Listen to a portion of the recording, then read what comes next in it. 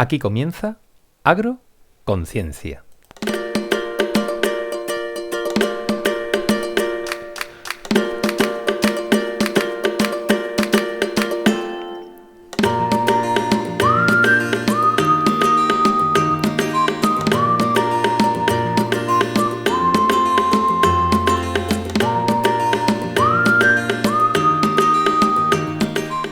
Muy buenas, queridas y queridos cientófilos y agrófilos, Agroconciencia, un programa para gente curiosa que le gusta pasar un buen rato hablando de ciencia y agronomía. Y hoy, por petición de nuestro oyente Pedro, vamos a hacer la intro un poco más corta que de costumbre.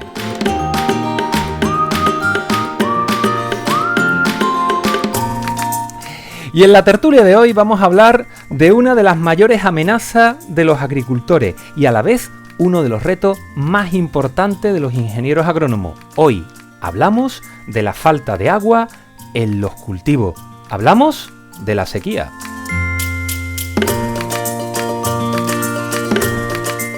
Y antes de comenzar la tertulia, voy a recordarte dónde nos puedes encontrar. Estamos, como siempre, en las plataformas de podcast, iVoox, Google Podcast, Spotify y ya está, estamos en esas tres. Y si algún no está suscrito a nuestro programa, pues te invitamos a que lo hagas para poder estar al día de los nuevos programas que vayamos haciendo. Puedes encontrarnos, como siempre, en nuestro blog agroconciencia.es, donde aparte de poder escuchar todos los programas, puedes ver contenidos extras como la referencia de los artículos que vayamos comentando, etc. Y por último, si deseas contactar con nosotros, puedes hacerlo en el correo oyentes@agroconciencia.es. Podéis utilizar el correo para resolver alguna duda, realizar sugerencias de algún tema que os interese tratar o, bueno, simplemente criticarnos. Prometemos leer absolutamente todos los mensajes que nos mandéis. Y bueno, si por el contrario te quieres poner en contacto con nosotros a través de las redes sociales, pues tienes Twitter, que sería agro-ciencia, Instagram, que sería nuestra cuenta Agroconciencia Podcast, y bueno, y tenemos también LinkedIn. En fin, que sin más dilación, pues vamos a comenzar nuestra tertulia de hoy saludando pues como cada semana, a nuestro querido Leo. Leonardo Martínez, es ingeniero agrónomo por la Universidad de Sevilla, agricultor y viverista. ¿Qué tal estás, Leo? ¿Qué tal? Pues la verdad que encantado de estar aquí otro día más en Agroconciencia. Muy bien, Leo. Bienvenido un día más.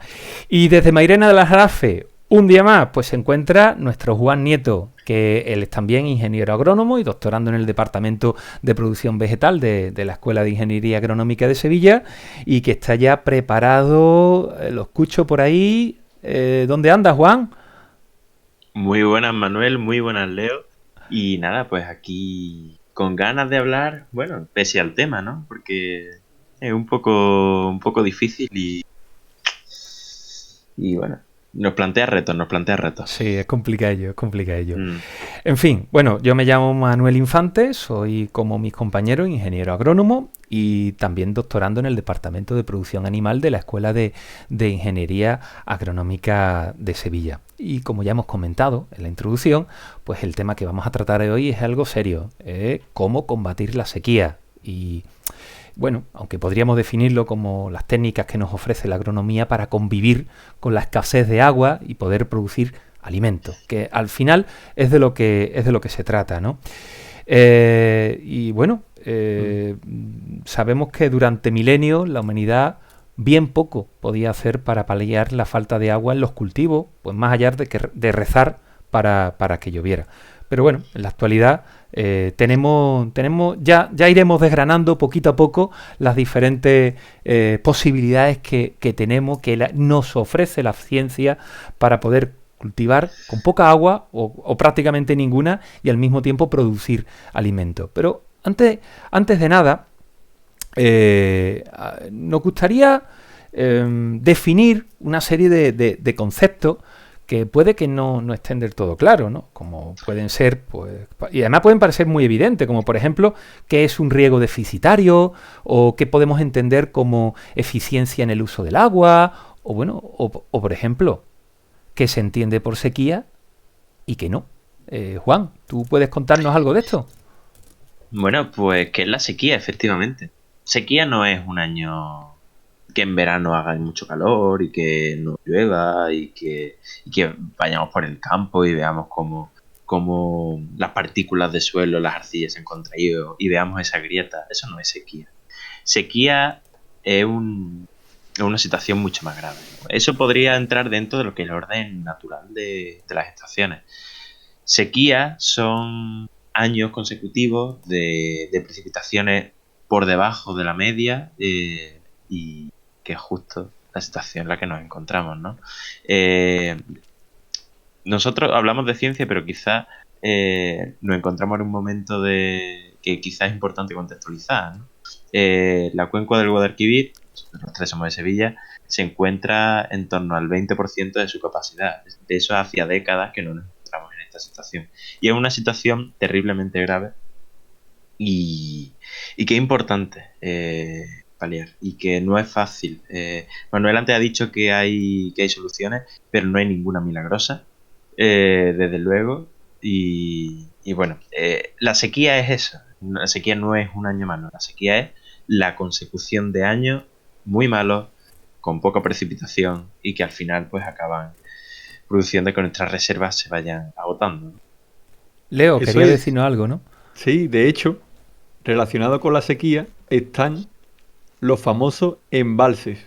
Claro, entonces, conectando con lo que ha dicho Juan, ¿qué es un embalse? Bueno, pues un embalse se relaciona con las cuencas hidrográficas, porque una cuenca hidrográfica es una zona grande en la cual llueve y se caracteriza por tener un punto de evacuación. O sea, imaginemos una montaña, por hacerlo a pequeña escala, ¿vale? En la que llueve y todo ese agua que cae de una montaña cae sobre un punto. Pues un embalse se hace sobre ese punto, ¿vale? Y bueno, normalmente es a gran escala, una escala bastante grande, para acumular mucho agua, que de hecho el agua que bebemos normalmente suele venir de embalse. Entonces, ¿a qué es lo primero que afecta la sequía?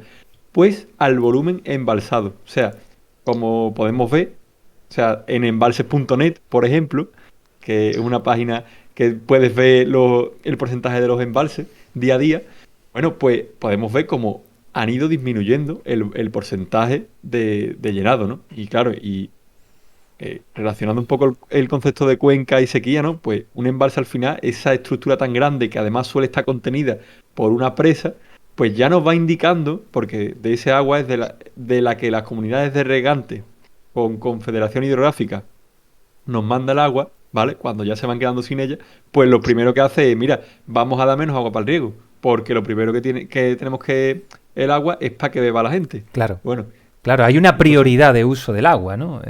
Y al final el agua del riego es una de las primeras que se resienten, ¿no? eso es. Pero Y fijaros, que yo he llegado a escuchar decir, oye, mira, pues hay poca agua. Y como hay poca agua, pues hay que construir más embalses. Bueno, eso igual no siempre es del todo cierto, ¿no? Es decir, por muchos embalses que haga, si al final no llueve lo que tiene que llover, pues no se llenan, ¿no? Aquí en Sevilla tenemos el famoso embalse de Melonare, ¿no? Que es el principal embalse de riego. Y ese, corrígeme Leo, tú que estás más pendiente de eso que yo creo que no ha llegado nunca ni al 50%, ¿no?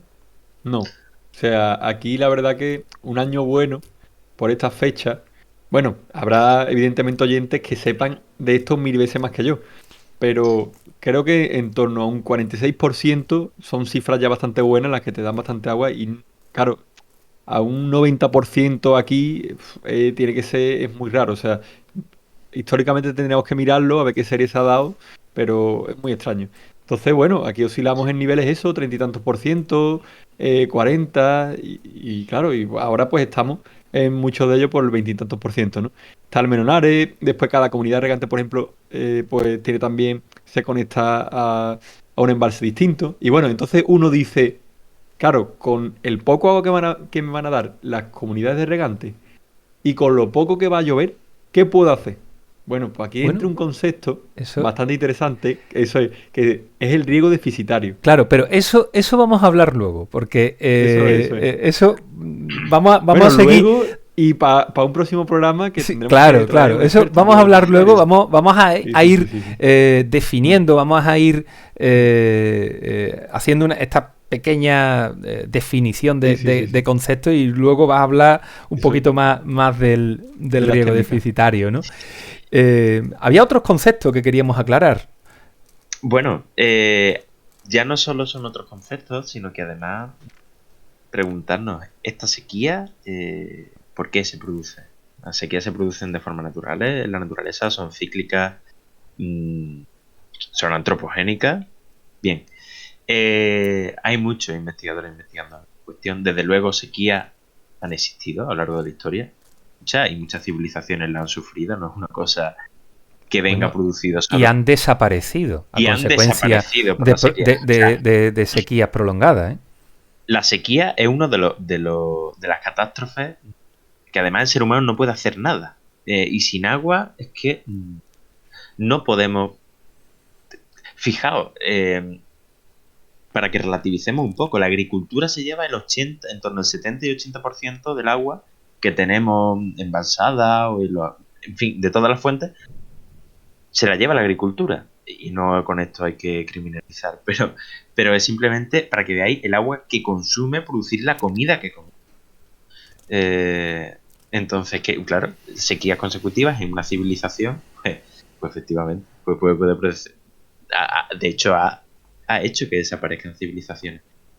Entonces, en este contexto, hay muchos investigadores que dicen que estos episodios de sequía, que es verdad que han pasado a lo largo de la historia, se van a acentuar a causa de qué?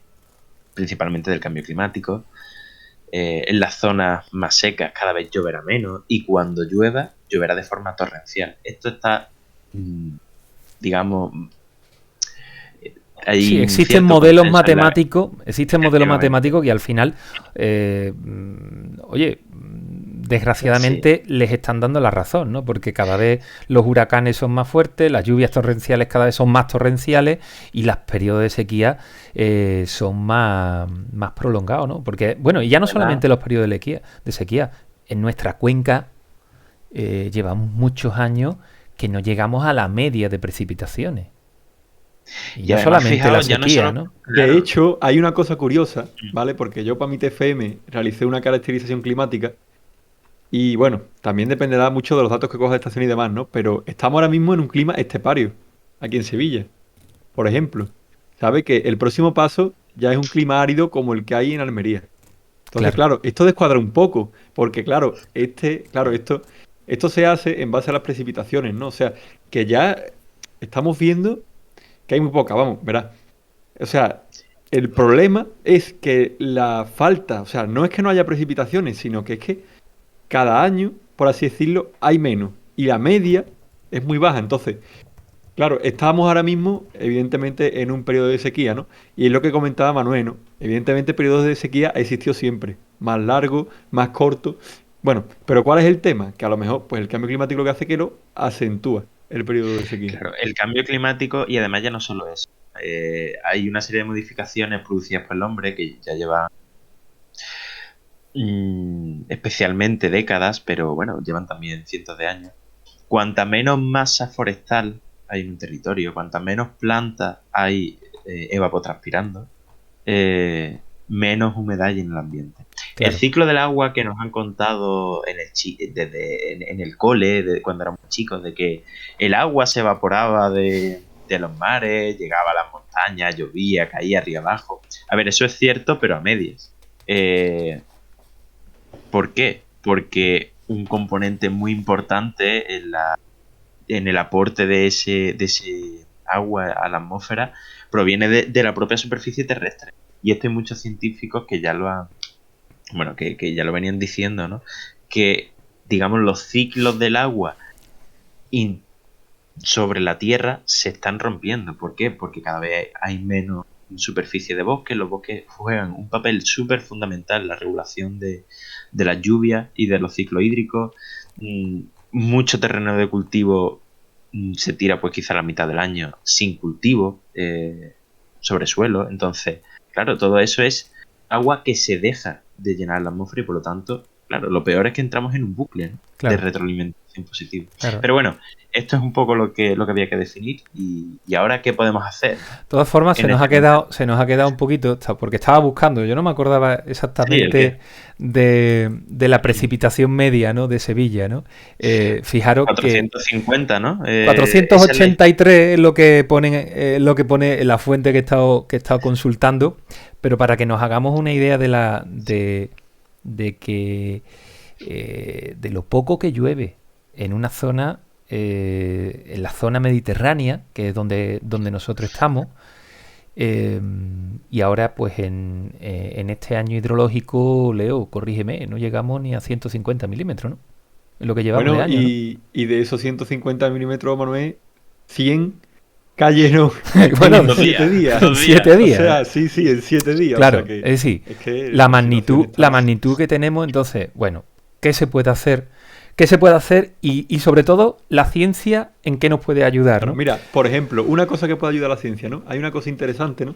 Que es lo que se le llama la eficiencia del uso del agua. Claro, que es que no por regar, por así decirlo, y tal, pues estamos regando bien, porque muchas veces perdemos agua. Entonces, bueno, a grandes rasgos, ¿no? La eficiencia del uso del agua, la ciencia, ¿qué nos explica o qué nos aporta? Que ahora veremos distintas técnicas. Pues básicamente es a cómo, echando menos agua, consigo la misma producción y el mismo desarrollo de cultivo, ¿vale? Y bueno, era Ahora- un concepto ahora que luego- quería explicar Manuel, ¿sabes? Ahora luego que lo es vas a interesante. desarrollar con mayor profundidad, Sí, sí, pero sí, vamos a organizar un poquito cómo abordamos los temas, ¿no? Porque cuando preguntamos qué podemos hacer, ¿no? Oye, nos falta el agua, la precipitación es la que hay, y tenemos que adaptarnos, esa famosa palabra, ¿no? La resiliencia, tenemos que tener resiliencia, no nos queda más remedio. Y claro, uno de los palos que se puede tocar es el cultivo. ¿Cómo puede ayudar la ciencia para que esos cultivos se puedan adaptar a situaciones de poca agua, ¿no? Bueno, pues buscando y preparando el programa, pues hemos encontrado un artículo bastante interesante ya desde este año, ¿no? Del año 2022, de autores que son Farran y Hillhorst, uno de la Universidad de Ciudad del Cabo, de Sudáfrica, y el segundo de Wageningen, de los Países Bajos. Juan se ríe, porque Juan, aparte de tener mucha estima, bueno, para el que no lo sepa, Wageningen es una... Yo lo pronuncio fatal, y además cada vez lo voy a pronunciar de una manera... No me pidas a mí pronunciarlo porque... Pero bueno, ese lugar del mundo es una de las principales universidades, ¿no? De los top, de las universidades Stone. Juan dice que es el número 1, yo no quería ser tan radical, pero bueno, igual es el número de las número 1 en materia de agronomía, ¿no? Esta gente sabe de algo de agronomía, ¿verdad? Bueno, a lo que voy, ¿no? Que bueno, el planteamiento básicamente, lo que hemos dicho ya, ¿no? Que la sequía severa, aparte de ser de los factores más destructivos para la producción de cultivo, pues los modelos climáticos predicen que va a haber un aumento tanto de la severidad de la sequía como la duración de la sequía. Y es decir, esto ha llegado para quedarse, ¿no? Y claro, ¿qué ocurre? Pues que da la casualidad que los lugares donde más se van a ver afectados por la sequía son donde la agricultura es principalmente de secano, ¿no? Entonces, pues se combinan calor, se combina sequía, se combina la deforestación y otras causas antropomórficas que ya hemos estado hablando, ¿no? Entonces, ese aumento de la aridez y ese aumento de la desertificación, al final lo que estamos es reduciendo las áreas de cultivo, las áreas cultivables, ¿no? Y eso es un problema serio, porque al final la agronomía tiene que dar de comer a la humanidad. Ese es el principal motivo y el principal objetivo de la agronomía. Y si reducimos o nos quedamos sin áreas cultivables, tenemos un verdadero problema, ¿no? Aparte del fósforo, que ya trataremos en algún programa más específico. Es que no queremos abrir la caja de Pandora todavía. Nos da miedo hablar del fósforo. Pero bueno, fósforo y agua va a haber muchos problemas. Pero bueno, ¿qué es lo que tenemos que hacer? Pues dotar de resistencia al estrés hídrico a esos cultivos.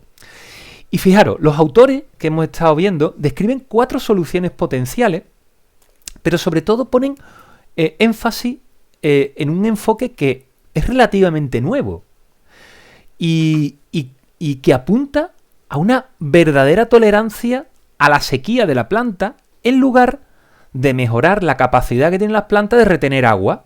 Es decir, tú tienes una planta que la somete a estrés hídrico, es decir, le cortas el agua y la mejora vegetal tradicionalmente o clásicamente ha ido a que esa planta se proteja, bien cerrando estomas, en fin, con una serie de mecanismos que hacen que la planta mantenga esa humedad. Y el enfoque que le dan estos autores, dicen, no, vamos a que tengan verdadera tolerancia a la sequía. Y claro, claro, ese enfoque que requiere, pues requiere edición genómica y mejora genética. No solo con la mejora clásica genética. Y ahora ampliaré un poquito, ¿no? ¿Cuál es el punto de partida? Pues hay una serie de plantas que toleran de pérdida hasta el 95% de su agua celular y no mueren. Eso, ¿qué otros organismos o qué otros tejidos de la planta son capaces de hacerlo? ¿Nos lo estás preguntando? Sí, lo sabéis. Hombre, claro. Los granos, ¿no? La semilla, claro. La semilla. Es decir, Semilla. conseguir el objetivo de la ciencia actual es conseguir que una planta sea capaz de desecarse y luego, cuando vuelvan otra vez las condiciones hídricas favorables, que revivan. Eso es, pero Manuel, ahí está. Permíteme. O sea, te pregunto.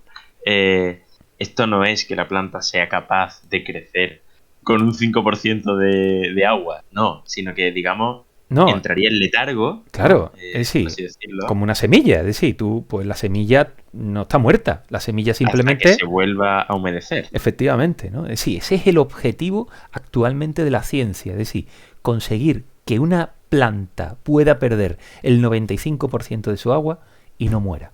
Una planta que en otras ocasiones estaría muerta por completo. Sí, bueno, muerta, bueno, con un 40% No, o muerta. un 50% de agua disponible ya mueren. O sea, ya no es que no produzcan, o sea, sino una planta desecada el maíz, por ejemplo. De hecho hay granos que en realidad se recogen con un 10%, un 12%, ¿no? O sea, no Sí, llegan a por este ejemplo, tipo. ¿no? Pero bueno, ese es el objetivo, ¿no? de la ciencia y las nuevas y la nueva línea pero claro,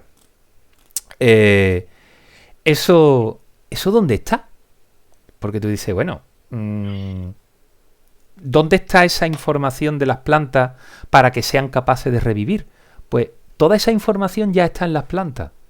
Lo único que pasa es que esos genes solamente se expresan en determinados momentos fenológicos. Los genes que hacen que las semillas sean capaces de estar aletargadas sin morir, aparte de otras cuestiones también fisiológicas, ¿no? Esos genes ya están en el ADN.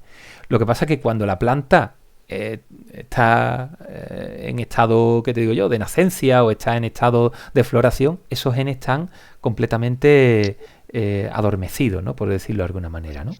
Entonces está inactiva, ¿no?, por decirlo de alguna manera. Entonces, ¿cuáles son las posibles rutas para cambiar ese interruptor a la tolerancia vegetativa, a la desecación de esos principales cultivos agronómicos? Pues estos autores hablan de esas cuatro rutas, ¿no?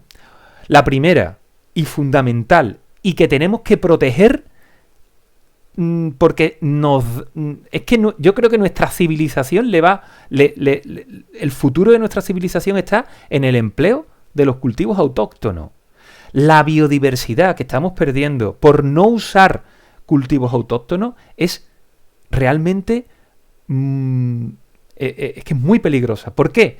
Porque los cultivos autóctonos muy a menudo son resistentes a una serie de, a una variedad de tensiones que no están no están en los cultivos comerciales.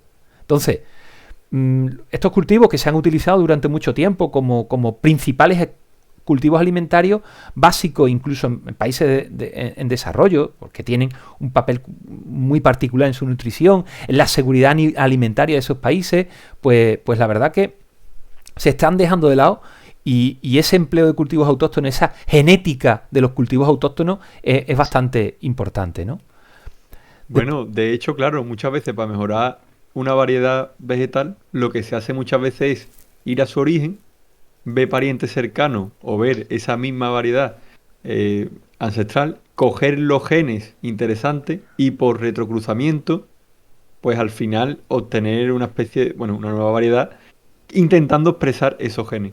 ¿No? Claro. Que bueno, que la ingeniería genética lo haría mucho más fácil. Incluso la ingeniería genética podría coger ese gen y ponérselo a un cultivo comercial que es capaz de alimentar a muchísima gente, ¡pum! Y, ¿sabes? Y claro, modificarlo. pero ahí estamos hablando de cambiar de cambiar un gen de una especie claro. y llevarlo a otro, Claro. ¿no? Vale. Para que la otra especie sea más tolerante a la Vale. sequía. Eso es lo que se conoce como transgenia, es decir, Sí, los cultivos sí. transgénicos. Pero ¿y si tuviéramos una herramienta que no necesitáramos coger, ¿qué te digo yo? Un gen de un salmón noruego tolerante al frío glaciar y meterlo en la planta? Como sabéis que hay una variedad de maíz, ¿no? Que tiene ese gen del salmón. Para evitar congelado. Por ejemplo, Manuel, las aceitunas con sabor a anchoa, ¿no? Porque bueno, también. nos ahorraríamos ya el paso, ¿sabes? Bueno. Vale, para que nuestros oyentes no se confundan, eso no existe, ¿vale? Lo de la aceituna sabor a anchoa. No, evidentemente. ¿Ah, no? Pues yo creía que... No. Evidentemente, primero viene la aceituna y después viene la anchoa. Bueno, pues... pero, ¿qué ocurriría si no necesitáramos la transgenia? Que fuéramos capaces de identificar cuáles son esos genes y mediante técnicas como el CRISPR, ¿vale? Es decir, que es una edición genómica, permitieran una modificación precisa de esos genes. Es decir, oye, yo he sido capaz de identificar cuáles son los genes que me dan resistencia a la sequía en esta planta, resulta que son, porque muchas veces son genes que se encuentran en diferentes plantas o son muy parecidos, ¿no? Y tal. Oye, y si yo soy capaz de modificar el gen de mi planta, solo modificar ese gen, oye, pues eso tiene un potencial bastante importante. El problema de la sequía es que la mayoría de los caracteres son multigénicos. Es decir, todos, la mayoría de nuestros oyentes saben que las plantas son muy plásticas, ¿no? Tienen una plasticidad fenotípica espectacular, ¿no? Y es precisamente por eso, ¿no? Por la multigenia. Entonces, es complicado, ¿no? Que modificaciones en un solo gen pues puedan ayudar a mejorar la tolerancia al estrés abiótico, ¿no? Entonces, bueno, pues se requiere información molecular, ¿no? Y esos rasgos, los rasgos de modificación significativa de esos genes que sean capaces de... O sea, es un poco ir de un lado hacia otro y hay que abordarlo por varias vías, ¿no? Pero bueno, también se puede conseguir el objetivo mediante una sobreexpresión de genes que pueden ser relacionados con el crecimiento o suprimirlos en el estrés abiótico. Es decir, toda esa combinación de técnicas nos puede llevar a sacar variedades al mercado que sean verdaderamente resistentes a la sequía de esa. Y hay otro concepto que también abordan estos autores, que es la desdomesticación de los cultivos. Y diréis, ¿qué es la desdomesticación? Claro. ¿Qué qué diantra es eso, no? Juan, ¿qué es la desdomesticación? Bueno, vale, no me lo esperaba, pero hablamos mucho sobre esto Es porque que es que hablamos. al final, no, tenemos que ser conscientes, bueno, esto va al hilo de lo que tú estabas contando antes, ¿no? De las variedades adaptadas a las condiciones. Las plantas antes, y ya lo hemos comentado antes, ¿no? Por ejemplo, en el suelo están acostumbradas a negociar con los microorganismos, saben adaptarse a condiciones de sequía. Eh, Todos hemos visto plantas silvestres enormes y nadie las riega. Los procesos de mejora modernos se dan en condiciones óptimas, donde parecía que el agua no iba a ser un problema, ni los fertilizantes iban a ser problemas, ni otros insumos iban a ser un problema. Por lo tanto, se mejoraron caracteres como la producción, bueno, u otros, como resistencia al transporte, sin tener en cuenta todos estos, digamos, resistencia a estreses abióticos que ahora se ve que son tremendamente importantes en el contexto que estamos. Entonces, bueno, este concepto de desdomesticación no hace más que querer mirar para atrás en busca de todas esas poblaciones, ¿no? Claro. Que sabían vivir en un mundo cambiante. Y claro, que no solamente se trata de desdomesticar por desdomesticar, es decir, es buscar cuáles son esos rasgos deseables, ¿vale? Y sacarlos, y volver. O sea, es como reconfigurar la domesticación de las plantas, ¿no? Yo creo que una de las primeras cosas que nos enseñan en fitotecnia es que prácticamente el maíz, si lo dejamos caer en el campo, casi que no sobrevive. Si no se sabe, Seguro que no. no se sabe quién domesticó a quién, el maíz al hombre o el hombre al maíz, ¿no? Pero bueno, estamos ahí pero que el maíz depende de nuestra, está tan domesticado que depende de nuestra acción para su supervivencia Sí, como sí. especie, ¿no? Pero sin embargo, y me vais a perdonar que ponga un punto de un poco de diferencia, porque hay Por una cosa supuesto. curiosa que es cada año, después de sembrar, por ejemplo, trigo y girasol, si os fijáis, el girasol, por ejemplo, ¿no? Al dispersarse tanto la semilla, los pájaros muchas veces bueno, que las cogen las patas, las máquinas muchas veces que evidentemente toda la semilla no le echan, y al año siguiente, una de las principales malas hierbas que tienes que tratar cuando cambias de cultivo, la rotación de cultivo, es la mala hierba del año anterior, que ha nacido espontáneamente. Y fijaros la cantidad de veces que cuando vas por la carretera ves girasoles que están allí aislados y el tío agarra allí en medio de la carretera y dice, ¿este tío qué está haciendo? Y está también espectacular, ¿no? Pero bueno, pero esos son casos específicos, ¿no? Pero quería Claro, poner el bueno, punto. estamos hablando de un cultivo que al final no genere, no genere un rendimiento para comerlo, ¿no? Es decir, que es verdad que el pobre girasol que está en la cuneta a duras penas, Sobreviviendo con a aquel duras penas capítulo sobrevive. amarillo así de este tamaño. Claro. Pero sí, bueno, es verdad, ¿no? Que al final la vida intenta surgir, ¿no? Y por último, y ya no me extiendo más con el tema de las modificaciones en las plantas, ¿no? Que al final se nos va el tiempo, ¿eh? Sí, Sí. va. Bueno, por último, el uso de esas plantas, ¿no? De resurrección, ¿no? Que se llaman, ¿no? Es decir, que parece que mueren, pero al final reviven cuando las condiciones son deseables.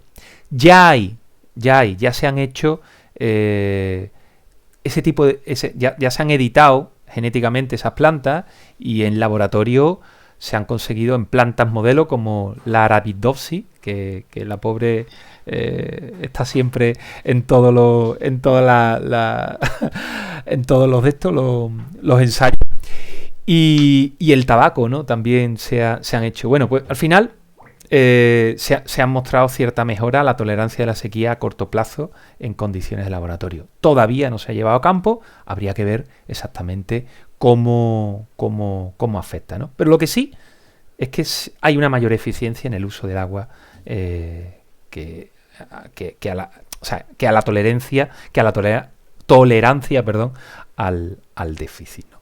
Y bueno, Qué interesante, Manuel.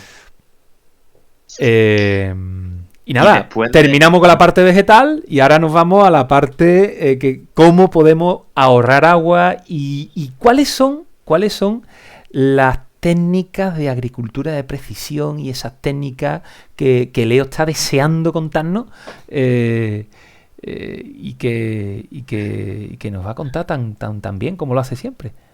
Digo, pues así es. La verdad es que, bueno, la agricultura de precisión y tal, la verdad es que, bueno, eso es un campo enorme, ¿no? Que nos daría para muchos programas. O sea, pero bueno, vamos, o sea, encontramos un artículo interesante, como comentó Manuel, que básicamente era una review de muchísimos otros papers que hablan de técnicas bastante interesantes. Y bueno, básicamente vamos a hablar, ¿qué es lo que comenta que es un punto fundamental, un punto clave, ¿no? Bueno, pues es tener analizado en todo momento el suelo, la planta y el clima. ¿Cómo conseguimos analizar esas tres? Con sensores, ¿vale? Entonces, bueno, dependiendo de lo que cada uno queramos, por ejemplo, regar de nuestra zona y demás, ¿no? Pues cogemos unos parámetros u otros, ¿no? Por ejemplo, en suelo, pues se suele coger el pH, la salinidad, la absorción de agua, etcétera. En la planta, el estrés hídrico, evidentemente, la turgencia y, bueno, y en el clima, pues la temperatura del aire, la humedad y la radiación solar.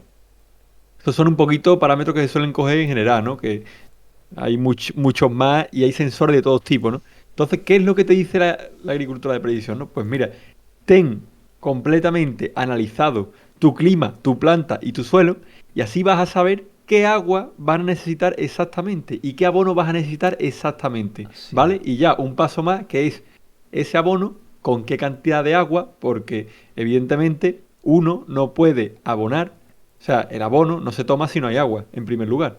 Entonces, bueno, esto es un poco la agricultura de precisión, O sea, sería que, programación a tiempo real, ¿no? correcto, Si hay necesitas una varios métodos. gotita, Claro, porque realmente lo puedes hacer a tiempo real o vas cogiendo datos de los sensores y después vas decidiendo, aunque lo ideal, a lo que se está llegando ahora, lo que es la agricultura 4.0 que la denominan, pues es a tiempo real. O sea, es que esa gota y que ese fertilizante, bueno, y sobre todo a escala de invernadero, porque hacerlo al aire libre es más complicado, pero ya hay bastantes proyectos, hay bastantes estudios y bastantes temas. No, a escala de invernadero, que es que estén los goteros conectados directamente con los tanques de fertilización, de tal forma que es que estás echando a tiempo real según necesidad de planta, según qué suelo, según el suelo, según todo, ¿no? Entonces, bueno, también en el paper o sea, nos hablan que hay, pues, o sea, dos tipos básicamente de sistemas, ¿no? Que a lo mejor sería un sistema abierto, ¿vale? Que el sistema abierto, pues ese riego lo controla un operador, ¿vale? O sea, que tiene que haber alguien físicamente allí dando órdenes, tal, esta máquina por aquí, incluso haciendo alguna acción física, ¿vale? Y un sistema cerrado. Un sistema cerrado lo que hace es monitorizar y decidir él mismo. O sea, no es un operador o sea, el que decide. inteligencia artificial, al final. Sí, bueno, más que no porque tú realmente le estás marcando los parámetros, Ajá. ¿vale? La inteligencia artificial realmente sería capaz de ella misma marcarlos, pero en principio se los marcas tú. Pero vamos, que llegará, ¿eh? Que el futuro es ese. El futuro realmente es que hay un ordenador o una inteligencia artificial que te diga, mira, esta planta necesita esto, esta zona necesita esto, este abono, este agua, tal. Y bueno, y básicamente otra de las cosas más interesantes, ¿vale? Son los modelos predictivos. ¿Por qué un modelo predictivo es interesante? Porque un modelo predictivo, ¿vale? Por ejemplo, dice, estamos ahora en periodo de sequía, ¿no? Bueno, pues como estamos en periodo de sequía, ¿vale? Voy a empezar a cambiar un poquito el riego, a cambiar un poquito, a cambiar el abono que le voy a echar, a buscar más el riego deficitario, a gastar menos agua, ¿sabes? Entonces, el modelo predictivo te dice por adelantado cómo hay que hacer las cosas. O sea, predice lo que son los outputs y pues así puedes optimizar todo el proceso, ¿no? Y bueno, la verdad que este es un tema de actualidad en la que muchos agrónomos hay metidos y un montón de proyectos interesantes y demás. Y bueno, ya haremos algún programa específico de esto, pero en cuanto a control de riego, hay un montón de cosas. Y yo creo que el camino es ese. O sea, seguir un poco lo que viene siendo, eh, buscar optimizar, o sea, optimizar sensores. Es como todo, ¿eh? Porque la tecnología, cuando llega, al principio es cara.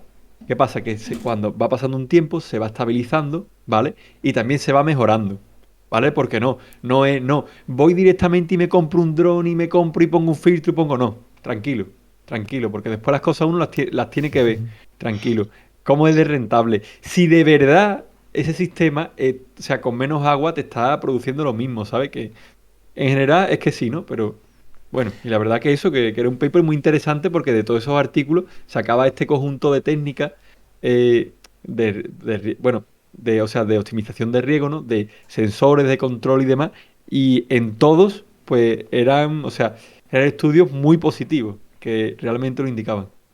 Es que viendo el paper, cuando analizan las diferentes estrategias, ¿no? Dice, oye, mira, pues vamos a hacer una estrategia en función de la detección de humedad del suelo. Pues se puede llegar hasta reducir pues hasta el 60% del ahorro de agua, por ejemplo, en cultivos como la fresa, que consumen muchísima agua, ¿no? O hacer una programación basada en el clima. Bueno, pues también puede ahorrar hasta entre un 30 y un 40% de agua. O mira, vamos a hacer en función de sensores que se le ponen en las hojas para medir la turgencia o sensores de flujo de savia. Eh, hombre, la verdad que no estamos hablando de un ahorro anecdótico. Estamos De un hablando de, 5%, ¿no? no, estamos hablando de mucho ahorro, ¿no? Que lo pone la tabla aquí, una tabla bastante completa que Correcto. yo invito a nuestros oyentes que luego lo dejaremos en el blog, el texto del que nos está hablando Leo y la tabla uno que la estrategia para la programación del riego, del riego y sobre todo cuánto riego se puede ahorrar, ¿no? Increíble, ¿no? Sí, sí. Y Y cada vez más, Manuel? O sea, cada vez, mientras más se vaya optimizando y más. De hecho, hay una práctica agronómica, ¿no?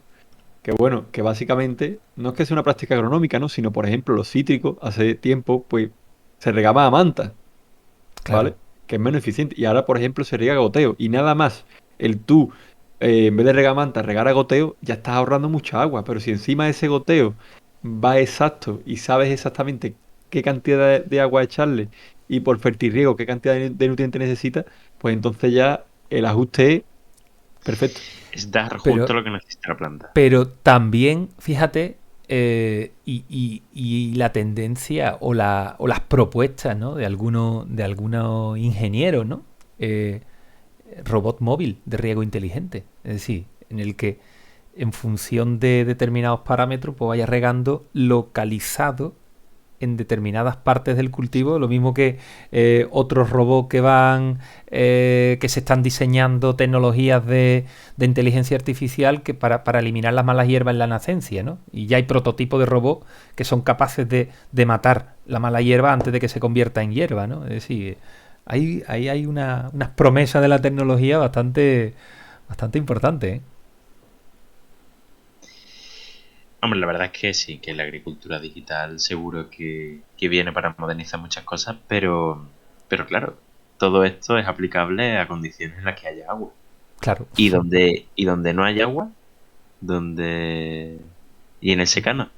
Y en todas estas cuestiones, bueno, obviamente estas técnicas aquí no entrarían, no No, entrarían, ¿no? no tiene sentido en No una tiene agricultura de sentido. secano, ¿no?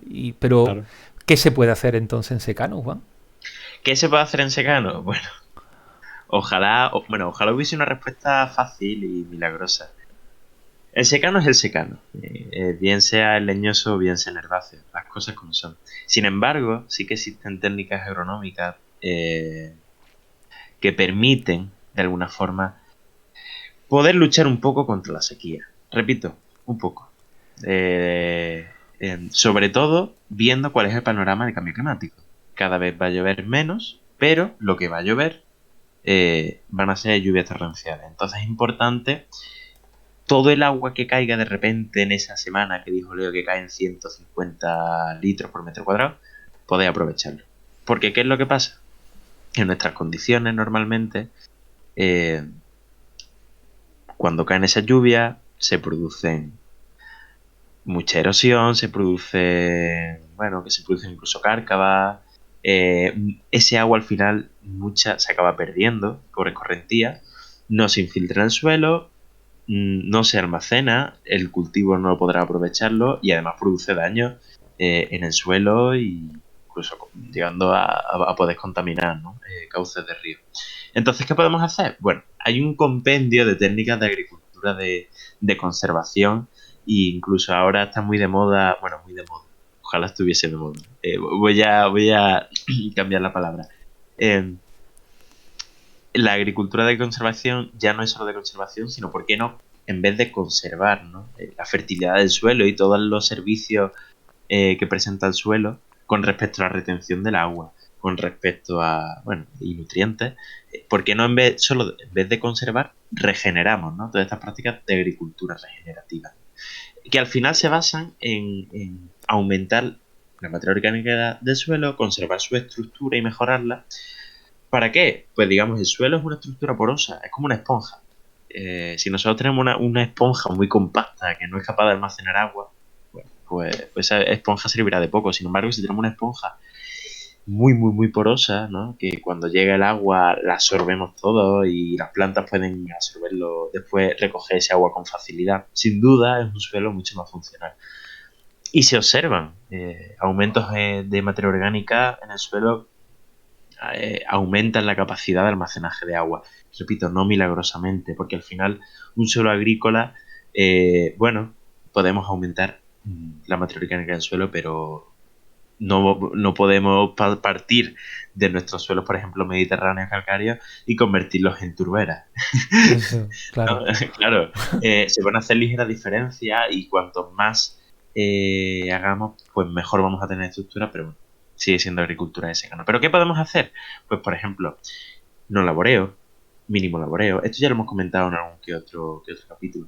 El problema del no laboreo,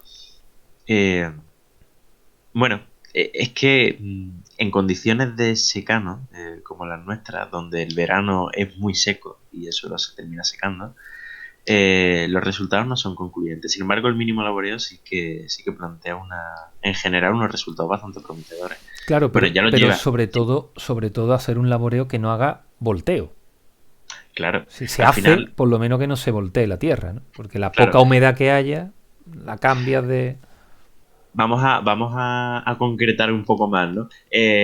Para todo aquel que tenga vinculación directa con el campo, o sea, agricultor, vamos a hablar de arado 2 segundos, ¿no? En vez de quizá arado de tipo, efectivamente, que invierten en, como puede ser, disco vertedera, ¿no? Efectivamente, ¿no? Quizá arados verticales como chisel, ¿no? O vibrocultivadores.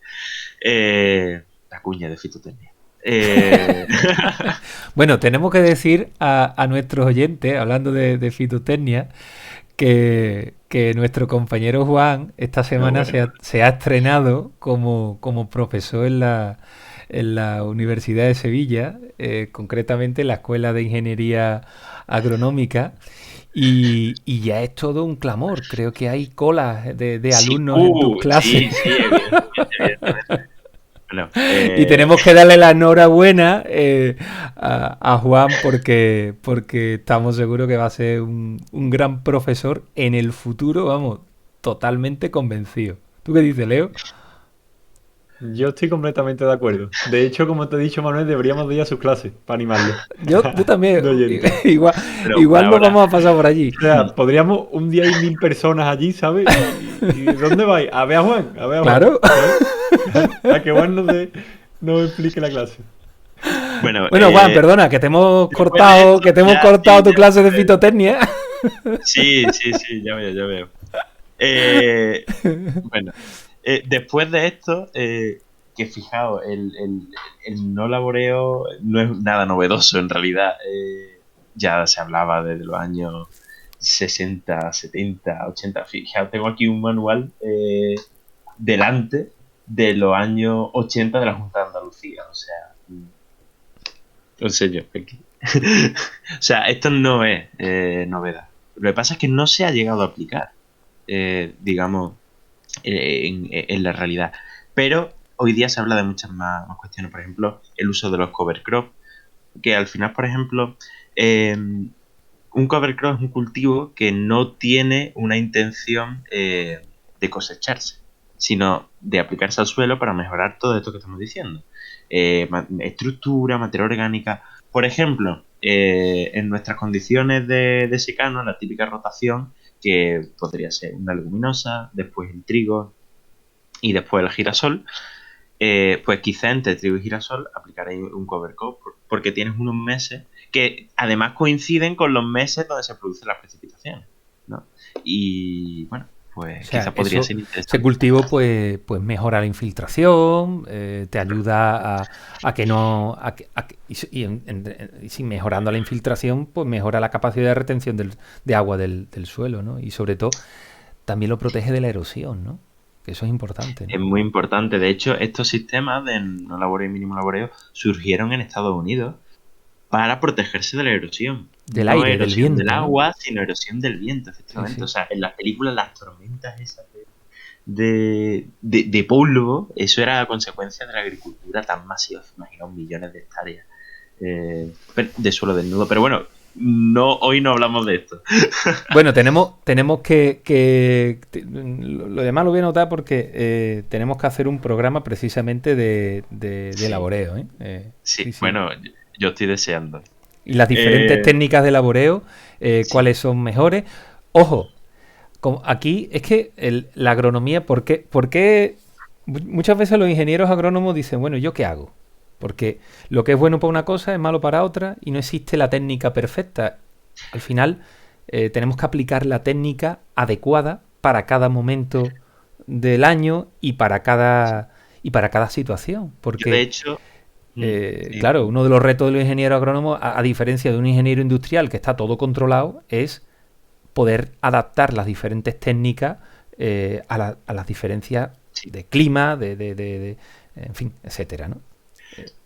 completamente, completamente. De hecho, en base al no laboreo, por ejemplo, que en la literatura de zonas húmedas tiene muy buenas ventajas, porque sí, aún todavía mejor la estructura, incluso aumenta todavía más la capacidad de almacenar agua, pero es que a lo mejor en esas situaciones los suelos no se quedan secos por Claro, completo, como se quedan los nuestros en verano. la Y por costra, ¿no? Que se ejemplo, forma, ¿no? el girasol tiene problemas de nacencia muy severos. Entonces, en sistemas de no laboreo, el girasol no rinde bien. Entonces, por eso quizás en nuestras condiciones el mínimo laboreo es una opción que para ciertos cultivos quizás más beneficiosa. Pero bueno, la cuestión, después hay otros métodos, por ejemplo, en horticultura es muy utilizado el mulching, ¿no? Bueno, vamos a dejarnos de palabras en inglés, el acolchado, ¿no? Que sería, pues, por ejemplo, acolchado que puede ser vegetal. Incluso en cultivos extensivos, estamos hablando de cientos de hectáreas, se puede hacer mulching ¿con qué? Pues con el cover crop que justo has tenido antes, ¿no? Estos son sistemas de combinación entre cover crop y siembra directa. Entonces tú tienes tu plántula que empiezan a hacer y además tienes una capa de 10-5 centímetros de materia orgánica en descomposición que hace que la humedad del suelo no se vaya perdiendo, ¿no? Digamos, como un cortafuego que permite conservar la humedad más tiempo. Claro, la parte de arriba del mulching está completamente seca, pero claro, a los 10 centímetros todavía mantiene la humedad necesaria para que la semilla active Efectivamente. los genes y se convierta de semilla en reposo a planta. O vamos a hablar también, algo también muy nuestro, ¿no? El olivar. El olivar de secano con ese suelo desnudo cuando cae la lluvia. Siempre hay mucha polémica, ¿no? El olivar no laboreo. La investigación demuestra que un no laboreo bien manejado, ¿vale? Porque muchas veces, eh, y yo esto, bueno, de charlas con agricultores, cuando uno baja de los artículos y baja al mundo real, no, el no laboreo no funciona bien, da menos producciones. Una práctica muy habitual es desatender al olivar. Eh, y como ahorro de costes, no labrar, pero no labrar y no hacer las podas correspondientes. Y, en fin, digamos, No controlar las desmantelar, malas hierbas, no. desmantelar la estructura de costes, ¿no? En realidad, eso no es Y que pasarse dé, al y no. que dé lo que sea, ¿no? Claro, Claro. eso no es pasarse al no laboreo. Pero bueno, un no laboreo bien manejado se ha demostrado que aumenta todas estas cuestiones, sobre todo porque tiene más capacidad de retener esas aguas torrenciales que caen, que al final es la clave. Aumentar la esponja, ¿no? Vamos a quedarnos con esa idea. Bueno, pues queridos oyentes, hemos querido daros una serie de ideas, eh, sobre cómo intentar ser resiliente, ser fuerte contra la sequía. Hemos recibido un correo. Chicos, ¿creéis? ¿Da tiempo para un correo?